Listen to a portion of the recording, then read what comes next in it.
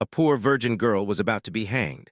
Until a drunken cowboy challenged the judge, Eliza had always lived a quiet life, far away from the noise and power of the larger towns. She grew up in a small, dusty settlement at the edge of the frontier, where every house was made of wood and every path was covered in dirt. Life here was hard, and people worked from sunrise to sunset just to survive.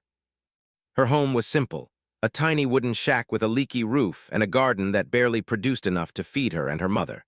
Her father had died when she was a small child, leaving her mother to care for her alone. Despite the hardships, Eliza grew up with a gentle spirit.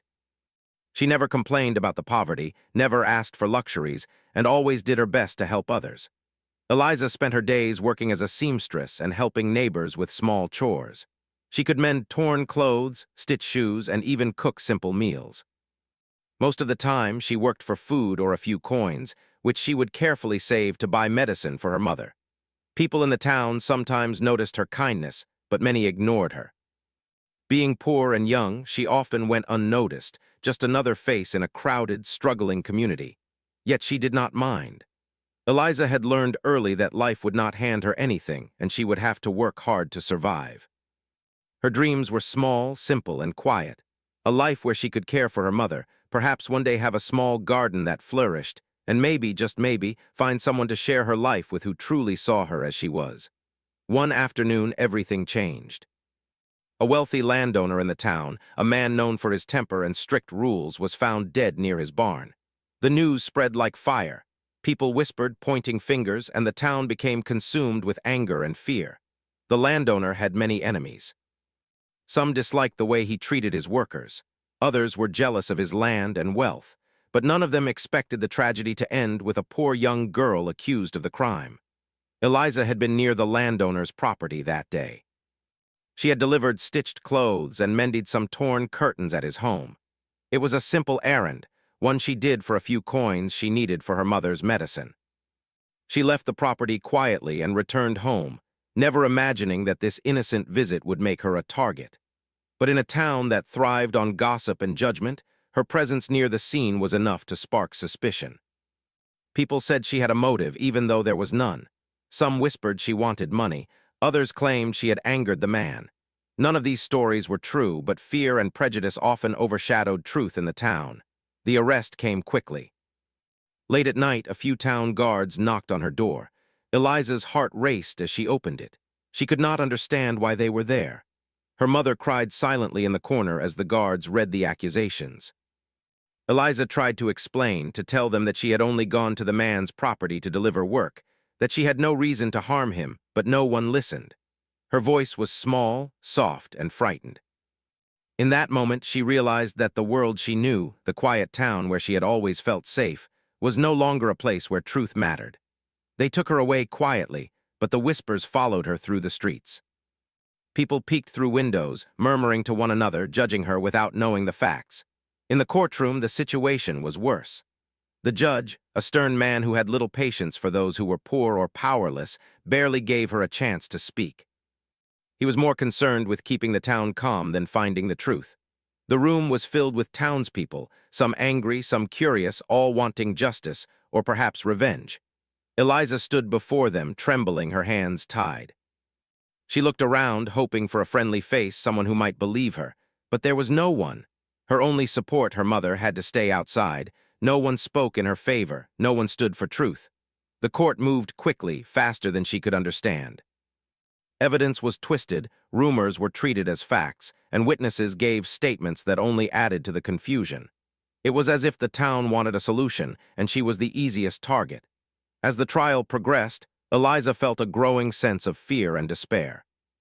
She had always believed in fairness, in the idea that if someone did wrong, they would be punished, but if they were innocent, they would be protected. Now she realized that the world she thought she understood was cruel. People assumed that because she was poor, she had no rights. Because she was young and alone, no one thought her words mattered. The judge's gavel came down again and again, each strike echoing in her heart. It was not justice she saw. It was a predetermined decision, made by fear, anger, and a desire to punish anyone, to satisfy the town's need for closure. By the end of the day, Eliza knew her fate. She had been found guilty not because of evidence but because of suspicion and prejudice. The judge pronounced her sentence with cold authority. She would be hanged the next morning. The words struck her like a hammer. Eliza's knees shook. Her mind raced. She wanted to scream, to run, to do anything to stop this terrible mistake. But the room was filled with watchful eyes, and she was powerless. The sentence was final. There would be no appeals, no delay. The town had decided, and she had no one to speak for her. Her heart ached, not just with fear for herself, but with sorrow for her mother, who would be left alone in the world, and for the life she had hoped to live but would never have the chance to see. That night, as Eliza sat alone in the cold, dark cell, she thought about her life. She thought about her mother, who had sacrificed everything for her. She thought about the small joys she had once known, the flowers in her garden, the laughter of children playing in the dirt streets, the quiet evenings where she could sit and sew by the dim light of a lantern. All of it seemed distant now, replaced by the looming shadow of death. She prayed quietly, whispering for a miracle, for someone to see the truth before it was too late. Her voice was soft and broken, but she held on to hope, even though hope felt fragile and uncertain. She thought of every act of kindness she had given, every day she had worked honestly and quietly, and wondered why the world could be so cruel to someone who had done no harm. Outside her cell, the town prepared for the execution. The gallows were built in the center of the dusty square, the wood rough and unpolished, the rope thick and heavy. People from surrounding areas began to arrive, bringing curiosity, fear, and anger with them. Some came to witness justice, others to satisfy a hunger for drama. The air was thick with whispers and judgment. Eliza's fate had become a spectacle, something that the town needed to see concluded. She could hear the murmur of the crowd even through the thick walls of her cell. The voices reminded her of the unfairness, the cruelty of a world where an innocent life could be destroyed by rumor and fear. Eliza tried to rest that night, but sleep would not come. She thought about the day ahead, imagining the faces of the townspeople, the cold eyes of the judge, the unforgiving rope around her neck. Her mind raced through memories, regrets, and prayers. She wondered why no one had come to help, to defend her, to speak the truth. Yet deep inside, a small flame of hope refused to die. She believed that somehow someone would notice the injustice, that somehow the world had one chance to correct itself before it was too late. Hours passed slowly. The sky began to lighten outside, and with it the inevitable morning came closer. Eliza's heart pounded with every sound in the cell, the creak of the wooden door, the footsteps of the guards, the distant hum of voices from the gathering crowd. She took a deep breath and tried to steady herself. Even in the face of fear and despair, she refused to give up entirely. She whispered to herself that truth mattered, that even if no one believed her, her innocence was real. And in that fragile belief, she found a courage she did not know she possessed, a strength born from the realization that she was more than a rumor, more than a judgment, more than a life destined to end unjustly. As the morning approached, the town was ready. The gallows stood tall in the center of the dusty square, and the people waited eagerly.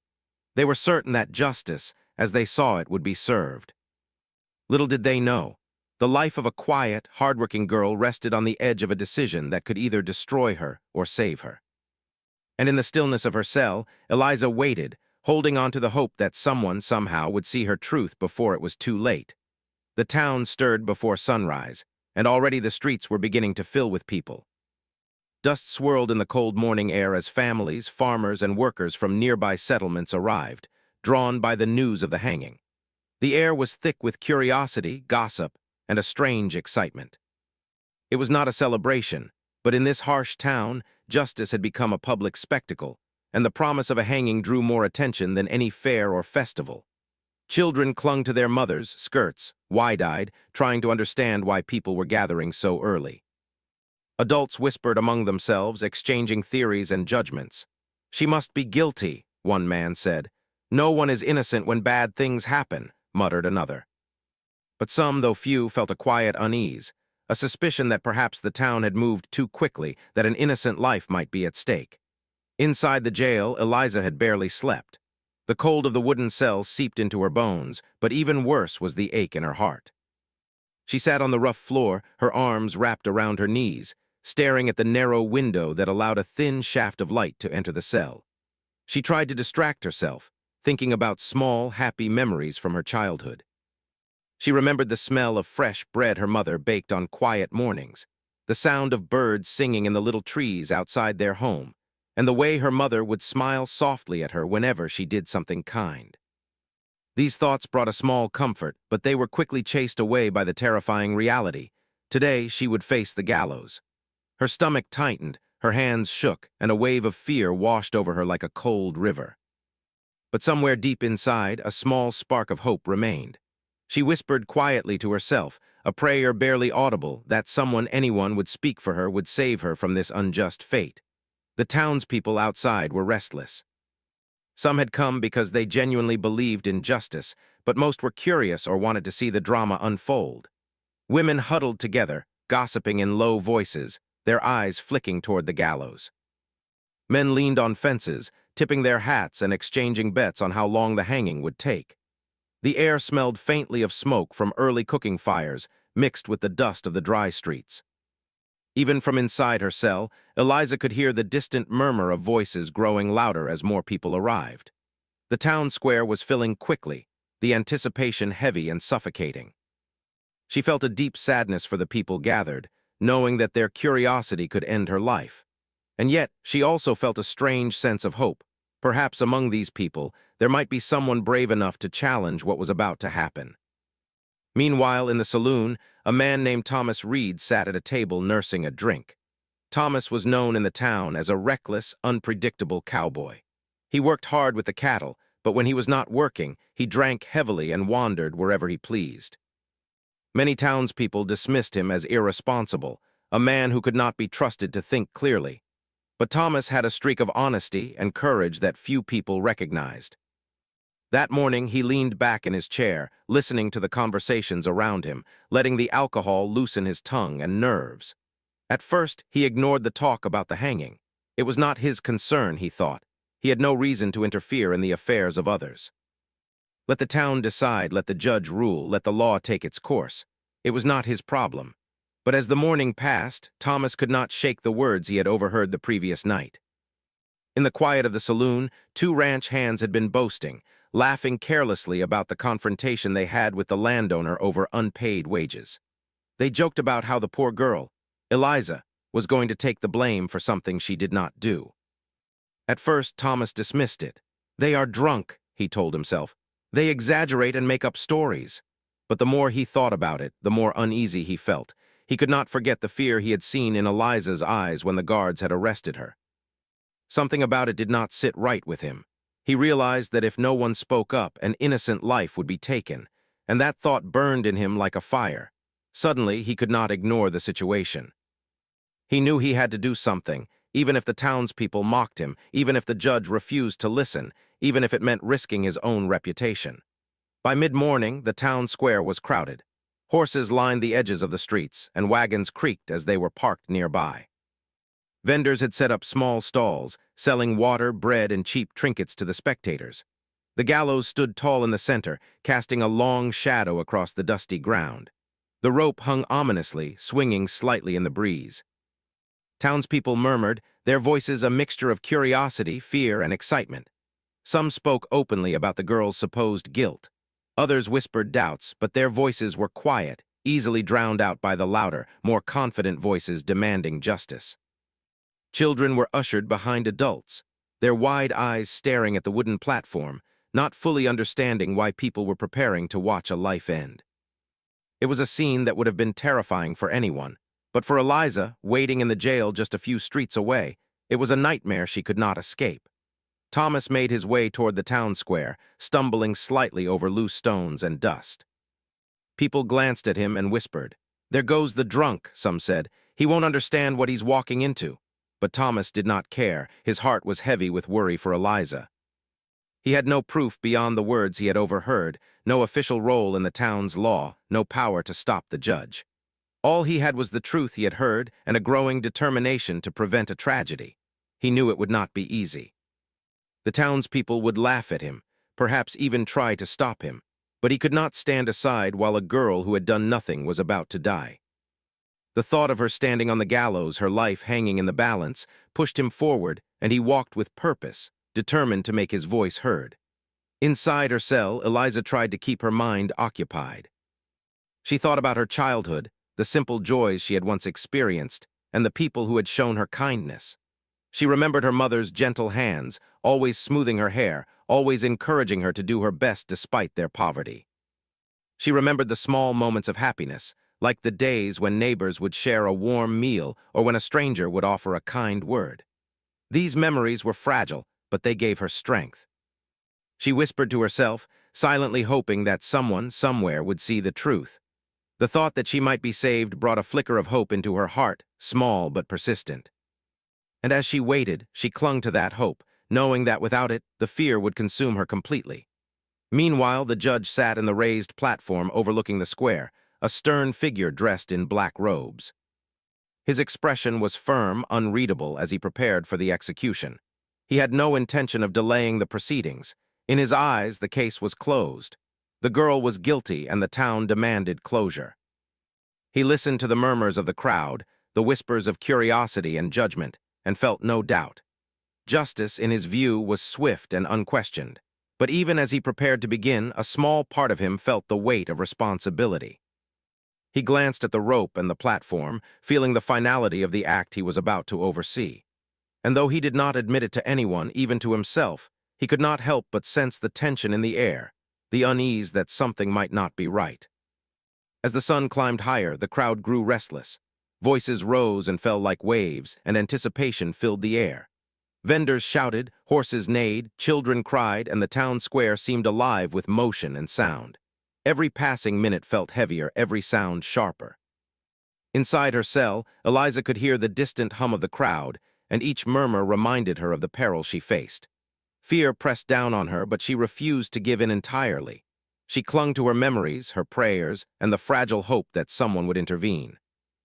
She did not know who it might be, but she believed that truth had a way of finding its voice, even in the most unlikely of places. The sun had climbed higher in the sky, casting sharp light across the dusty town square. The air was dry, hot, and heavy with anticipation. Every corner of the town seemed to be moving toward the gallows, as if the entire settlement had been drawn into a single, tense moment. Horses stamped in place, wagons creaked under their loads, and townspeople jostled to get the best view of the platform. Some laughed nervously, some whispered prayers, and others simply stared, their faces hardened with curiosity and expectation. The gallows stood in the center, a stark silhouette against the clear morning sky, the rope swaying slightly as though it had a life of its own. The moment was unbearable for Eliza, who was still in the jail a few streets away, knowing that soon she would be brought to the place where life and death would meet so cruelly. Her heart pounded with fear, and every sound outside seemed louder than it should have been. The distant chatter, the shuffle of boots on the dirt, the clatter of hooves.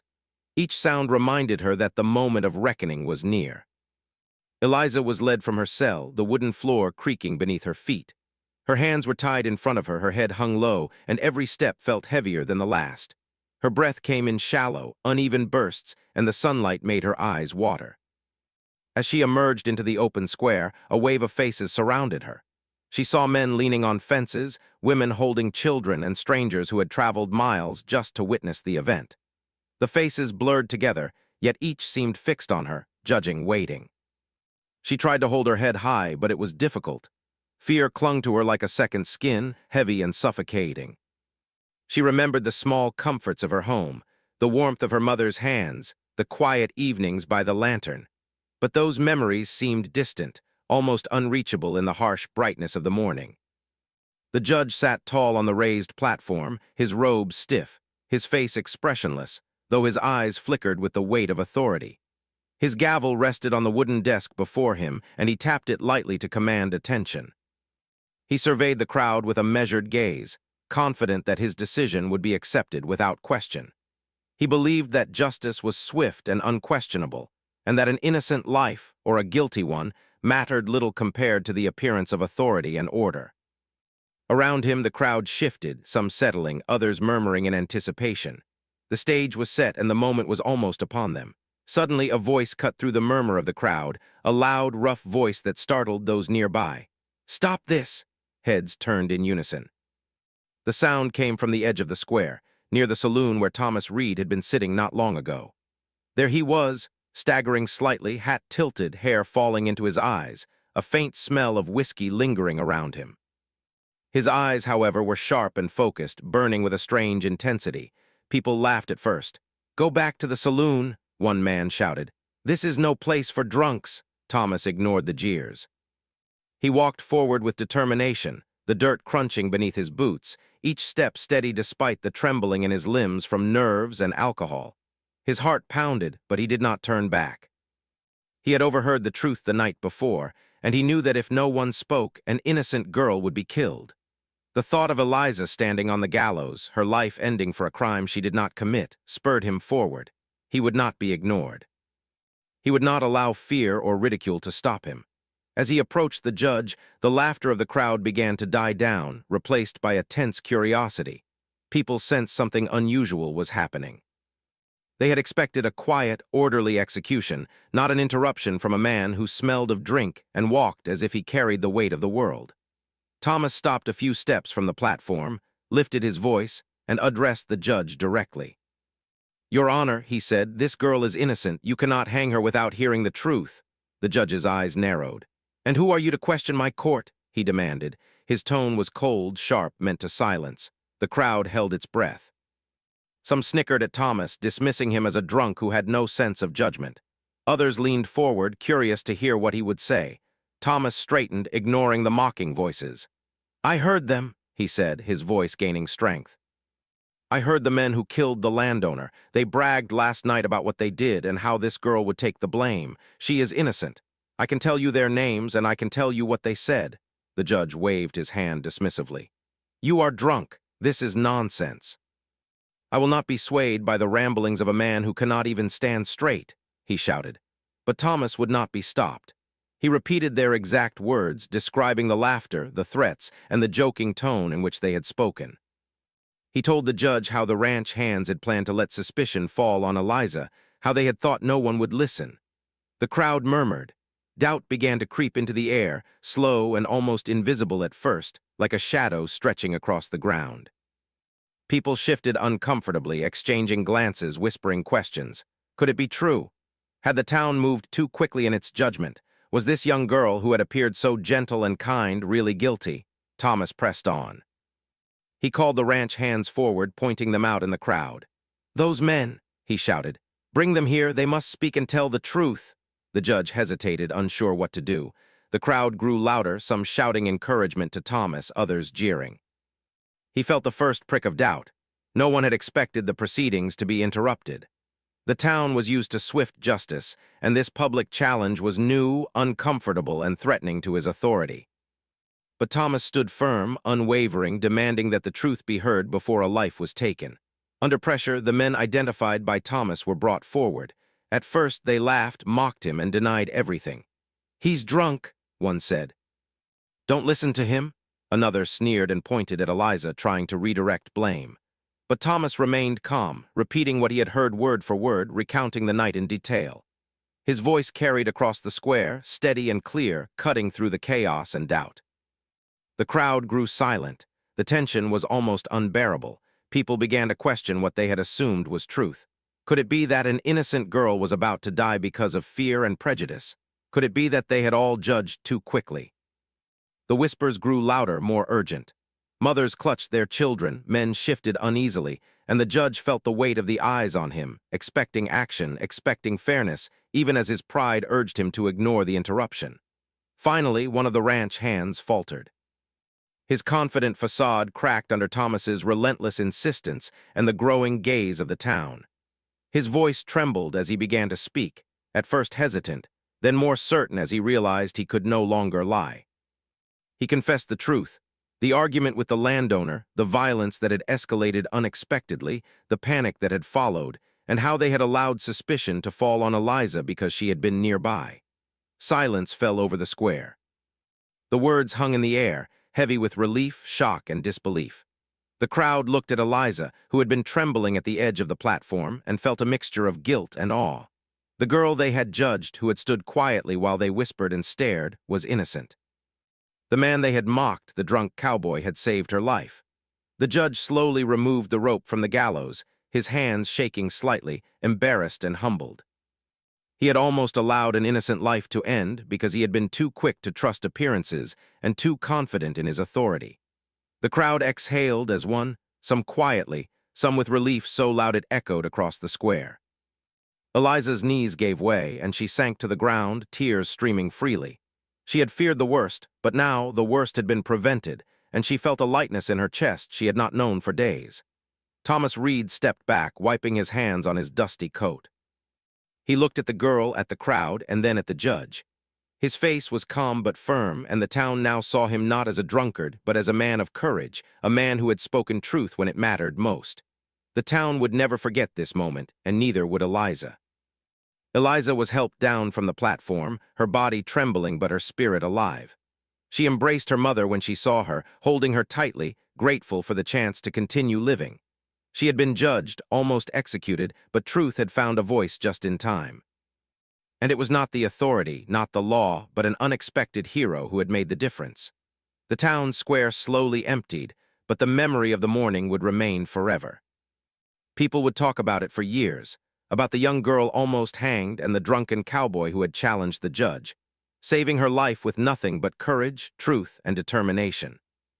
And as for Eliza, she would carry the memory of fear, hope, and deliverance for the rest of her life, knowing that even in the darkest moments, someone brave could change the course of destiny. After Thomas Reed stepped forward, the tension in the town square remained thick like a heavy blanket that refused to lift. Even though the initial shock of his interruption had passed, the townspeople were still unsure what to make of the situation. Some whispered doubts, others grumbled in disbelief, but one thing was clear. The girl who had been sentenced to die, Eliza, was no longer just a helpless victim in the eyes of those willing to listen. The air was charged with anticipation, as if everyone was holding their breath, waiting to see if the truth would finally be revealed. The judge, still perched on the platform, looked uneasy. His authority, once unquestionable, was now challenged openly in front of the town. He could feel the weight of every pair of eyes on him, some filled with curiosity, some with doubt, and others with quiet judgment. For the first time, he hesitated. He had always believed that swift action was the same as justice, but the words of Thomas, precise and unwavering, forced him to reconsider. He had two choices: ignore the challenge and proceed with the execution, risking an innocent life, or listen, allowing truth to take its course, even if it meant admitting a mistake. His pride battled with his conscience, but deep down, he knew he could not let an innocent girl die without hearing the full story. Thomas did not wait for the judge to decide. He raised his voice, calling the ranch hands forward by name. The crowd parted, some in shock, others with curiosity, as the two men, tall, rough, and confident only moments before, were brought into the center of the square. Their faces showed a mixture of surprise and unease. They had assumed that everyone would believe the initial story, that no one would question the verdict. But now, standing in front of the gallows with all eyes on them, their arrogance faltered. The laughter that had come so easily the night before was gone, replaced by the nervous tension of men caught in the web of their own deceit. Thomas began to speak again, recounting every detail he had overheard the previous night. He told the crowd exactly what the ranch hands had said, how they had argued with the landowner over unpaid wages, how the confrontation had escalated, and how the girl had nothing to do with the incident.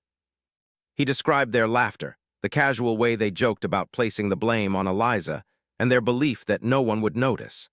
His voice was firm, steady, and filled with a determination that could not be ignored. The townspeople listened, some whispering to each other, others staring in disbelief. Doubt had taken root, spreading through the crowd like a quiet wind, and with it, the possibility that justice had been nearly denied. The ranch hands tried to protest at first. "He's drunk," one shouted.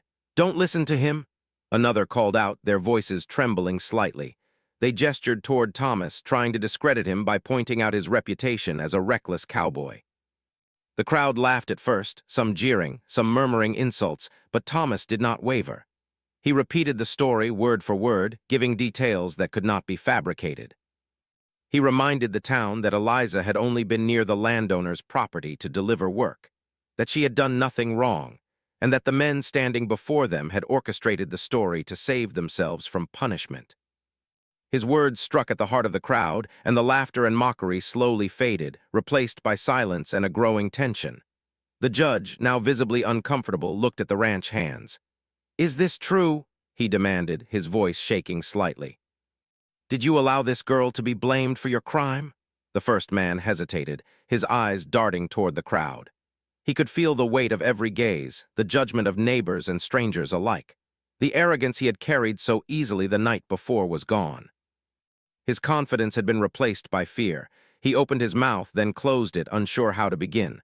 Finally, he spoke, his voice low and trembling. It started as a fight," he admitted. "We argued with the landowner over wages. Things got out of hand. We never meant for him to die."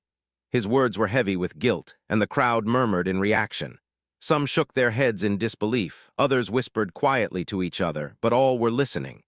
The second man, seeing his companion confess, also faltered. His bravado crumbled, and he finally spoke. We didn't want anyone else involved," he said, glancing nervously at Eliza. We let the blame fall on her. We thought no one would question it." The words hung in the air, shocking in their honesty. The town square was silent now, the weight of the confession pressing down on everyone. Eliza, standing nearby, felt her knees weaken. She had survived the impossible, and the relief that rushed through her body was overwhelming. Tears filled her eyes, but this time they were tears of release, of joy, of life reclaimed. Thomas stepped back slightly, allowing the truth to stand on its own. The townspeople, once eager for spectacle, now faced the reality of their own assumptions. They had been ready to watch an innocent girl die, swept up in gossip, fear, and prejudice. But now the truth was undeniable. The men who had orchestrated the blame were before them, caught in their own lies, and justice had found a way to be heard. The judge, embarrassed and shaken, looked at Thomas and then at the girl. He could not ignore the evidence presented so clearly and so convincingly. Slowly, deliberately, the judge spoke.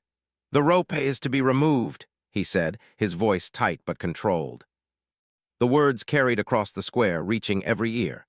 Relief washed over the crowd. Some whispered prayers of thanks, others clapped quietly, and a few shook their heads, realizing how easily they had been misled. Eliza, now free from the immediate threat, sank to the ground, overwhelmed with emotion. Her mother ran to her side, embracing her tightly, her tears mingling with Eliza's. The relief was almost too much to bear. The ranch hands were taken into custody properly this time, their faces pale, their confidence gone. They would face the consequences of their actions, and the truth had finally been acknowledged. The crowd, once eager for drama, now felt a mix of shame, awe, and respect. They had witnessed a life almost lost and a courage they had not expected. Thomas Reed, the man they had dismissed as a reckless drunk, had stood firm when it mattered most. His bravery and insistence on truth had changed the course of events. He had saved an innocent life. Eliza's life, once hanging by a thread, was restored. She had survived the impossible, not because of power or wealth, but because someone had been willing to risk ridicule and confrontation to speak the truth. She held her mother tightly, feeling the warmth and comfort of her embrace, and whispered a quiet thanks to Thomas, who now stood slightly apart, observing the relief on her face without seeking recognition. For the first time in days, she could breathe freely, the shadow of death lifted from her life. The town would remember this day for years to come. It would be told as the story of the girl who almost died, of the drunken cowboy who refused to stay silent, and of a town forced to confront its own prejudices. Children would grow up hearing the tale, learning that courage and truth could come from the most unexpected places, that appearances could be misleading, and that justice was not always simple, but it was worth fighting for. For Thomas, it was not about recognition. He did not seek applause or admiration. He had acted because it was right, because an innocent life depended on it. And in that simple act, he had changed not only the fate of Eliza, but also the heart of a town that had been too quick to judge. The lesson was clear. Sometimes the truth comes from voices that are ignored, and sometimes one person's courage is enough to save a life. As the sun began to climb higher, the square slowly emptied. The gallows, once a symbol of fear, now stood silent and empty. People returned to their homes, some reflecting on their own assumptions, others grateful that justice had been served before it was too late. Eliza and her mother walked home together, their hands tightly clasped, hearts full of gratitude and relief. Life would still be difficult, poverty still a challenge, but the weight of injustice had been lifted, and for the first time in what felt like forever, the future seemed possible. The town square, which had earlier been filled with tension, fear, and whispers of injustice, now felt different. The air was lighter, though still heavy with the memory of what almost happened. People walked slowly, some talking quietly to each other, some shaking their heads in disbelief at how easily they had been fooled. The gallows stood empty, a silent reminder of the life that had almost been taken and the courage that had prevented it. Eliza, holding tightly to her mother's hand, felt a mixture of exhaustion and relief that she could not put into words. The terror she had lived through seemed almost unreal now, as if she had been trapped in a nightmare that was finally ending. The ranch hands who had caused the whole ordeal were led away by the sheriff. Their faces were pale, their arrogance gone, replaced by the heavy weight of guilt and fear. The crowd followed at a distance, some whispering their judgments, some simply shaking their heads in disbelief. These men who had thought they could manipulate the town and escape punishment now faced the consequences of their actions. For once, the law worked as it was meant to, slowly, carefully, and with attention to the truth. The townspeople, many of whom had been ready to celebrate Eliza's death, now witnessed a different form of justice, a justice that demanded patience, courage, and honesty. Eliza and her mother began the slow walk home, the dirt streets rough under their tired feet. They walked hand in hand, feeling the warmth of each other's presence after days of fear and uncertainty. Her mother's arms trembled as she held Eliza close, tears streaming down her cheeks. "You are safe," she whispered again and again, as if repeating it would make it real. Eliza nodded, her own tears falling freely. She could barely speak, her throat tight from crying and shouting in disbelief, but she felt a sense of gratitude that she had never known before. She had survived something unimaginable, and she was alive because of the courage of one unexpected man and the eventual confession of those who had caused her danger. As they walked, neighbors and townspeople glanced at them. Some offered quiet apologies, some gave nods of respect, and others simply stared in awe. Eliza had been judged harshly, almost executed, and yet here she was, alive and free. The events of the morning would stay in the minds of everyone who had witnessed them. For the first time, many people in the town understood that appearances could be deceiving, that prejudice and fear could cloud judgment, and that the truth was worth waiting for. Thomas Reed, the cowboy who had saved her life, remained in the background, unnoticed by most. He did not seek praise or recognition, though many would later call him a hero. His heart was calm, his mind quiet, because he had done what he believed was right. He had spoken up when others stayed silent, and that courage had changed the course of a life. For Thomas, the reward was simple. He had prevented a terrible injustice. The townspeople, who had dismissed him as a drunk and a fool, would later remember the morning not for the danger or the fear, but for the bravery of a man who refused to ignore truth. In the days that followed, the town slowly returned to routine, though the memory of the near tragedy lingered. Conversations were different now. People spoke more carefully, listened more thoughtfully, and were less quick to judge. The story of Eliza and the drunken cowboy became a lesson that parents told their children, not as a tale of fear, but as a story of courage, truth, and the importance of standing up for what was right. It reminded everyone that even the smallest, quietest voices could make a difference if someone chose to listen and act. Eliza, for her part, tried to resume her life. Poverty had not disappeared, and the challenges of daily survival remained. But she faced them with renewed strength, knowing that she had survived something unimaginable. She returned to her work with careful determination, helping neighbors, sewing clothes, and caring for her mother. Life was still hard, but it was hers to live, and the freedom to continue living was more precious than any comfort or wealth. Every day, she remembered the morning when her life hung by a thread, and she thanked the unlikely hero who had intervened. Thomas Reed, meanwhile, quietly returned to his work with cattle. People looked at him differently now. They treated him with respect, though some never admitted why. They whispered about his bravery, recalling how he had spoken the truth when no one else would. Thomas did not seek attention, and he did not ask for praise. But deep inside, he felt a quiet satisfaction, knowing that one voice, even a voice dismissed as reckless or foolish, could change the outcome of an entire life.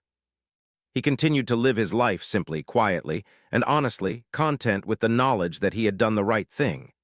For the town itself, the morning of Eliza's near execution left a lasting mark. The event changed the way people thought about justice, truth, and courage. Trials became more careful, judgments more thoughtful, and the voices of the weak and powerless were given greater consideration. The story of Eliza and Thomas Reed was told over and over, in hushed tones or proud retellings, as a reminder that justice was not just about law, but about listening, questioning, and standing up when something is clearly wrong.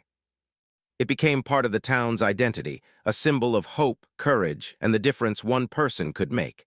Eliza grew stronger in the weeks that followed. The trauma of the near hanging lingered, but it did not define her. She learned to trust in her own strength and resilience, and in the kindness of others willing to speak the truth. She continued to care for her mother, never taking a single day for granted. Every moment was precious, and every act of kindness, whether small or large, became a part of her renewed outlook on life. The men who had attempted to shift the blame faced justice as the law intended. They were held accountable for their actions, punished in a way that reflected the seriousness of what they had done. Their punishment was not celebrated, but it served as a lesson to others in the town. Deceit, cowardice, and cruelty could not be hidden forever. Truth, courage, and justice had the final word. In the quiet moments, Eliza thought often of Thomas Reed. She never forgot the courage he had shown, the determination to speak the truth when all odds seemed against him. He had been the unexpected hero, the voice that saved her life. She carried gratitude for him in her heart, not as something spoken aloud, but as a quiet memory of what it meant to have faith in another person's courage. Thomas, in turn, rarely spoke of the morning, but the satisfaction of having done what was right stayed with him. He had learned, as had the town, that bravery did not always come in grand gestures or with recognition. It came in standing for truth, even when it was difficult or inconvenient. As weeks turned into months, life in the town slowly returned to a routine. People went about their work, children played in the dusty streets, and the small houses of the settlement seemed to breathe once again with ordinary life. Yet the story of Eliza's near-death remained. It was told and retold, growing into a tale of hope and courage, a reminder of the power of truth and the difference a single brave person could make. Even the harshest critics, those who had initially doubted Thomas and gossiped about Eliza, began to understand the lesson. Fear and prejudice could almost destroy life, but courage and honesty could save it. Eliza and her mother slowly rebuilt their lives. They continued to face the daily struggles of poverty, but they did so with renewed purpose and hope. Every morning brought gratitude, every simple meal a blessing, and every act of kindness a reminder of what had been almost lost. Eliza grew more confident, more self-assured, and more determined to live a life filled with goodness, not bitterness. She understood the fragility of life now, and she cherished it more deeply than she ever had before. For the rest of the town, the lesson endured. People began to speak out against injustice, to question decisions made too quickly, and to ensure that truth was always heard before judgment. The story of the young girl almost hanged, and the drunken cowboy who challenged the judge, became a symbol of what was possible when courage met honesty. It inspired others to act when they saw wrong, to listen when others were silenced, and to remember that even the smallest voice could make a profound difference. Eliza never forgot the morning when death had come so close, nor the man who had saved her life.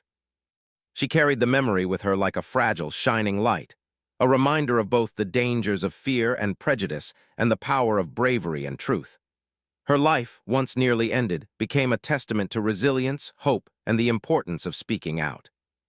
Every day she lived, she honored the courage that had given her another chance, understanding that her survival was not just luck, but the result of someone else's willingness to do what was right. Years later, the story of Eliza and Thomas Reed continued to be told in the town. Children grew up learning that courage and truth were more powerful than fear and false judgment. Adults remembered how quickly they had assumed guilt and how necessary it was to pause, listen, and question.